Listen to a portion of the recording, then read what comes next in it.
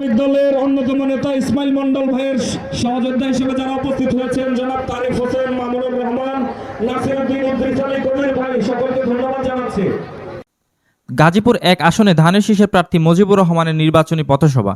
বিস্তারিত দেখুন শাহ আলমের প্রতিবেদনে। গাজীপুর ১ আসনে বিএনপি মনোনীত ধানের শীষের প্রার্থী মোহাম্মদ মজিবুর রহমানের নির্বাচনী পথসভা অনুষ্ঠিত হয়েছে। অনুষ্ঠানে সভাপতিত্ব করেন অ্যাডভোকেট কামরুজ্জামান কামরুল, সাবেক সাংগঠনিক সম্পাদক, কালিয়াকৈর উপজেলা বিএনপি। পথসভায় প্রধান অতিথি হিসেবে উপস্থিত ছিলেন মোহাম্মদ হুমায়ুন কবির খান, শ্রম বিষয়ক সম্পাদক, কেন্দ্রীয় নির্বাহী কমিটি, বিএনপি। বিশেষ অতিথি হিসেবে উপস্থিত ছিলেন আ.ন.ম খলিলুর রহমান ইব্রাহিম, সহসভাপতি, জাতীয়তাবাদী কৃষক দল, কেন্দ্রীয় কমিটি।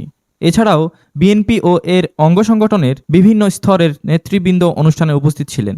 সভায় বক্তারা ধানের শীষের পক্ষে ঐক্যবদ্ধভাবে কাজ করার আহ্বান জানান এবং সাধারণ মানুষের ভোটাধিকার প্রতিষ্ঠার উপর গুরুত্বারোপ করেন।